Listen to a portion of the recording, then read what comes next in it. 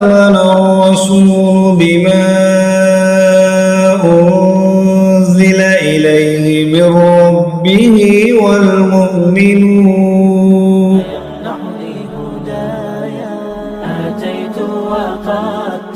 السلام عليكم ورحمة الله وبركاته.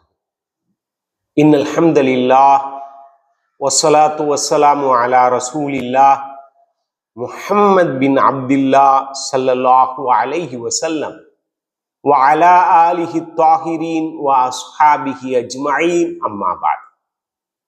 பெருமதிப்பிற்குரிய அல்லாஹ்வின் நல்லடியார்களே, சகோதரர்களே, தாய்மார்களே, அந்த ரப்புல் ஆலமீனுடைய மாபெரும் அருளால் ரமதான் திங்களில் நோன்பு நோற்றும் அதே போன்று இரவு காலங்களில் நின்று வணங்கியும் சகர் நேரத்தில் இறைவனுக்கு கட்டுப்பட்டு சகர் செய்து கொண்டிருக்கும் எனது அருமை இஸ்லாமிய சொந்தங்களே, உங்கள் அனைவர் மீதும் அந்த ஏக இறைவனுடைய சாந்தியும் சமாதானமும் வற்றா பெருங்கருணையும் அளவில்லா அருளும் நீடித்து நிலவட்டும் என்ற பிரார்த்தனையோடு நாம் கடந்த ரமதான் மாதம் ஆரம்பித்ததிலிருந்து ஒரு மனிதன் மனச்சிதைவுகளுக்கு எவ்வாறு உள்ளாகிறான், அந்த மனச்சிதைவுகளிலிருந்து எப்படி மீள்வது என்பது குறித்து பேசி வருகிறோம். மனச்சிதைவு என்பதை இரு தொகுதிகளாக பிரித்து அவனுக்கு நேரிடுகிற பாதிப்புகள், அதுபோன்று அவனுடைய உள்ளத்தில் ஏற்படுகிற எண்ணங்கள், அதனுடைய செயல்பாடுகள் என பிரித்து ஒவ்வொரு விஷயமாக பல்வேறு விஷயங்களை பார்த்து கேட்டறிந்து வருகிறோம். அந்த அடிப்படையில் இரண்டாம் தொகுதியான அவனுடைய எண்ணங்கள் மற்றும் செயல்பாடுகளை குறித்து பேசி வருகிறோம். இன்று நாம் நம்முடைய உள்ளத்திலே ஏற்படுகிற மற்ற இரண்டு முக்கியமான விஷயங்களை இன்று பேசவிருக்கிறோம். அது என்னவெனில், பேராசையும் கோபமும் மிக மோசமான விஷயங்கள். இந்த ரெண்டும் என்ன செய்யும் தெரியுமா? மனிதனுடைய நிம்மதியை கெடுத்துவிடும். நிம்மதியற்ற மனது அதிலே பல்வேறு சிதைவுகள் உண்டாகி போய்விடுகிறது. கோபமடையக்கூடிய மனதிலே பல்வேறு அழுத்தங்கள் உண்டாகி விடுகிறது. தேவையற்ற சச்சரவுகள் உருவாகி விடுகிறது. ஆகவே இந்த இரண்டை குறித்தும் ஒரு முஸ்லிம் என்ற அடிப்படையில் இந்த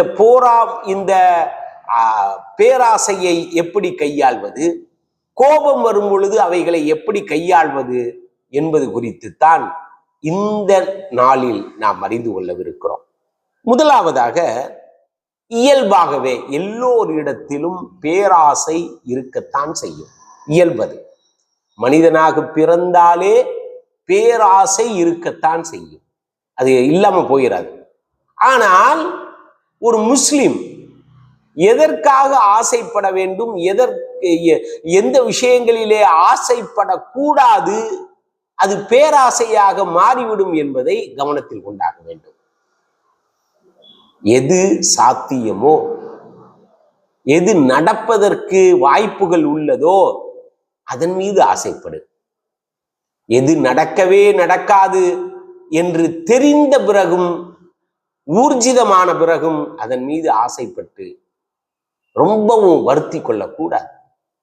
எல்லோரும் அந்த பணக்காரன் மாதிரி ஆயிரணும், அவனை மாதிரி ஆயிரணும், இவனை மாதிரி ஆயிரணும், தப்பில்ல, ஆசைப்படுங்க.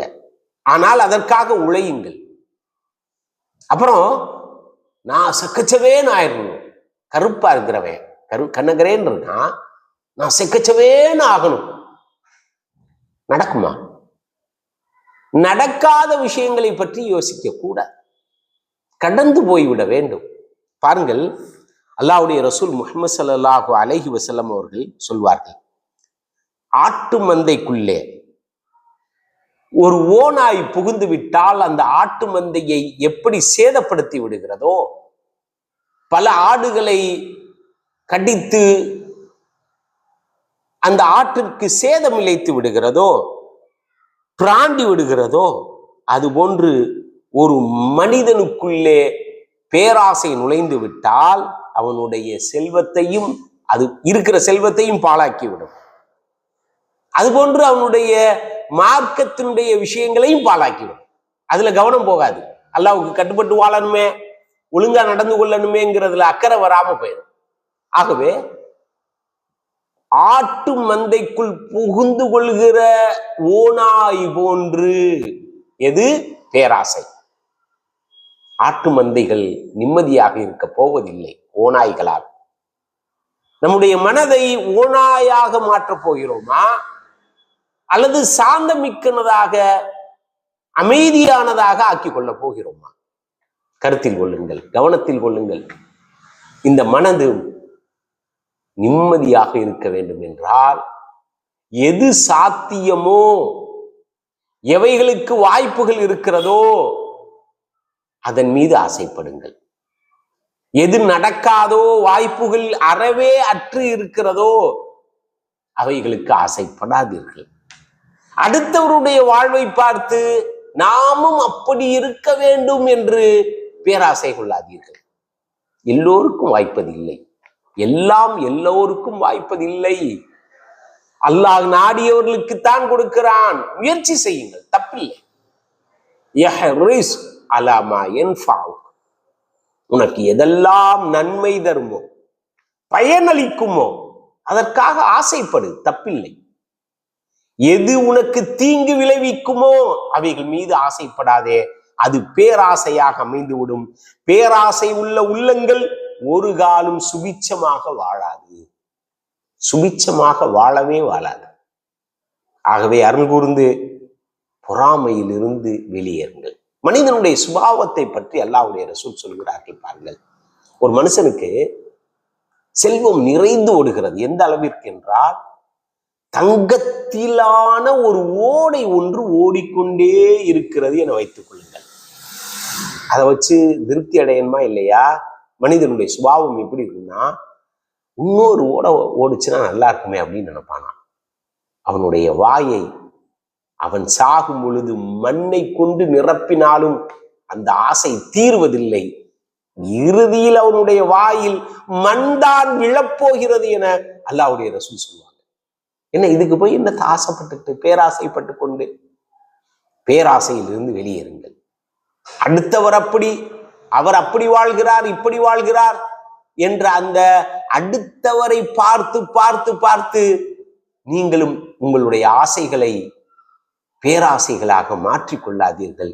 அல்லாஹ் அதிலிருந்து நம்மை காப்பாற்றுவான் என்ற நம்பிக்கையோடு வாழ்வோம். அடுத்து கோபம். எதற்கெடுத்தாலும் கோபப்படுதல், இதுவும் நல்ல குணம் அல்ல. கோபத்தை கட்டுப்படுத்தி கொண்டாக வேண்டும். அல்லாஹ்வுடைய ரசூல் சொல்லுவாங்க, வீரன்னா யாருன்னு தெரியுமா? வீரன்னா யாரு? 10 பேரை அடிக்கிறவனா வீரன் இல்லை. தனக்கு வருகிற கோபத்தை கட்டுக்குள் வைத்திருப்பவன் தான் வீரன். அல்லாஹ்வுடைய ரசூல் அப்படி சொல்லுவாங்க. கட்டுக்குள் வைத்திருக்க வேண்டும், கட்டுப்படுத்தி கொண்டாக வேண்டும். சில சமயங்களில் நமக்கு கோபம் வரும், அதீதமான கோபம் வரும். அந்த கோபத்தை எப்படி மடைமாற்றுவது என்பதை தெரிந்து கொண்டிருக்க வேண்டும். கோபமும் சாதாரண விஷயம் அல்ல. ஒரு மனிதனுக்கு ஏற்படுகிற கோபத்தினால் அப்ப அவன் ஜெயிச்ச மாதிரி தெரியலாம். 4 அடி அடிப்பான், சரி 4 அடி அடிச்சா அதோட முடிஞ்சிருமா? பின்னர் அது அவனுக்கு கேடை விளைவித்து விடும். கேடை விளைவித்த பிறகு மனதளவிலே அவன் பாதிக்கப்பட்டு போவான். இப்படிலாம் பண்ணிட்டோமே, என்ன பண்றது? இனிமே எங்க போய் நிற்போம்? நம்ம நிதானம் தேவை, நிதானம் தேவை. எதற்கெடுத்தாலும் கோபப்படுதல், சொல்கின்ற விஷயங்களை செவிதாழ்த்தி கேட்காது, அதனுடைய உட்பொருள் அறியாது கோபப்படுதல். நல்ல விஷயங்களுக்கு கோபப்படுங்க, அல்லாஹ்வுடைய விஷயத்திலே கோபப்படுவீர்கள். அல்லாஹ்வுடைய ரசூல் சொல்லுவாங்கல்ல, மன் அஹப்பலில்லா வ அப்கலலில்லா. அல்லாஹ்வுக்காண்டி ஒருத்தரை நேசிக்கணும், அல்லாஹ்வுக்காண்டி ஒருத்தரை வெறுக்கணும், கோபப்படணும். வாத்தாலில்லா, அல்லாஹ்வுக்காண்டி ஒருத்தர் கொடுக்கணும், அல்லாஹ்வுக்காண்டி கொடுக்காம இருக்கணும். இவர்தான் ஈமானிலே முழுமை பெற்றவர் என்று சொல்வார்கள் அல்லாஹ்வுடைய ரசூல். கவனத்தில் கொள்ளுங்கள். கோபத்தை அடக்கி ஆள்வதற்குரிய வழிவகைகளை தேடுங்கள். என்னெல்லாம் செய்யலாம்? முதலாவதாக கோபம் வரும் பொழுது நீங்கள் உடனே அஊது பில்லாஹி மினஷ் ஷைத்தானிர் ரஜீம், பிஸ்மில்லாஹ், அஊது பில்லாஹி மினஷ் ஷைத்தானிர் ரஜீம் என்று சொல்லிவிடுங்கள். இரு தோழர்கள் பள்ளிவாசலில் இருந்து சண்டை போட்டுக் கொள்கிறார்கள். அப்ப அல்லாஹ்வுடைய ரசூல் கோபமா பேசுறாங்க. இருவருடைய கோபத்தை அணைப்பதற்குரிய வழிவகையை நான் சொல்லட்டுமா? ஸல்லல்லாஹு அலைஹி வஸல்லம் அவர்கள் சொன்னார்கள், கோபம் வரும் பொழுது அஊது பில்லாஹி மினஷ் ஷைத்தானிர் ரஜீம் என்று சொல்லட்டும். அடுத்து என்ன சொல்கிறார்கள் அல்லாஹ்வுடைய ரசூல்? நீங்கள் நிற்கும் பொழுது உங்களுக்கு கோபம் வந்தால் உட்கார்ந்து விடுங்கள். நிற்கும் பொழுது கோபம் வந்தால் உட்கார்ந்து விடுங்கள். அப்பவும் போகலைன்னா படுத்துருங்க. கொஞ்ச நேரம் அப்படியே அமைதியா படுத்துருங்க, கோபம் போயிடும். தண்ணீர் குடியுங்கள், கோபம் போகும். ஏனெனில் ரத்தம் அப்படி வேகமா பாஸ் ஆகும் பொழுது மூளைக்கு வேகமா ரத்தம் பாஸ் ஆனோம்னா நமக்கு உணர்ச்சி ததும்பி நமக்கு கோபம் வந்து விடுகிறது. அது அணையுங்கள், தண்ணீர் குடியுங்கள். அல்லாஹ்வுடைய ரசூல் முஹம்மது ஸல்லல்லாஹு அலைஹி வஸல்லம் அவர்கள் சொன்னார்கள். அதுபோன்று சொன்னார்கள், ஒருவரை பார்த்து அடிக்கடி கோவப்பட்டுக்கிட்டே இருக்காரு, அவரை பார்த்து சொன்னாங்க, கோவப்படாத, அமைதியாரு, ஏன் கோவப்பட்டுக்கிட்டே இருக்க? அடிக்கடி அவரை பார்க்கும் போதெல்லாம் அல்லாஹ்வுடைய ரசூல் முஹம்மது ஸல்லல்லாஹு அலைஹி வஸல்லம் அவர்கள் கோவப்படாதீர், கோவப்படாதீர் என்று சொல்லிக்கொண்டே இருப்பார்கள். ஆகவே கோபமும் மோசமான ஒரு எண்ணம். அது செயல் வடிவத்தில் வரும் பொழுது மாபெரும் விளைவுகளை ஏற்படுத்திவிடும் என்பதை கவனத்தில் கொள்ளுங்கள். வாஹிர் தாவானா அனில் ஹம்துலில்லாஹி ரப்பில் ஆலமீன். அஸ்ஸலாமு அலைக்கும் வரஹ்மத்துல்லாஹி வபரகாத்துஹு.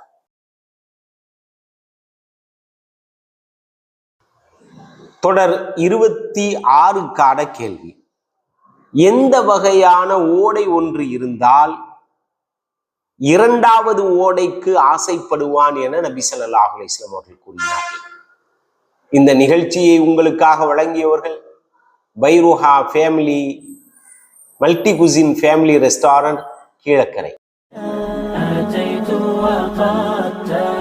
உங்களின் மேலான ஃபித்ரா, ஜகாத், சதகாக்களை நமது இஸ்லாமிய கல்வி சங்கத்திற்கு கொடுத்து உதவுங்கள். அவற்றை உரிய நபர்களுக்கு அவர்கள் இடத்திற்கே சென்று விநியோகம் செய்ய இருக்கின்றோம் இன்ஷா அல்லாஹ். கொடுக்கப்பட்டுள்ள எண்களை தொடர்பு கொண்டால் எங்களது நிர்வாகிகள் தங்கள் இல்லம் தேடி வந்து கனிவுடன் பெற்றுக்கொள்வார்கள்.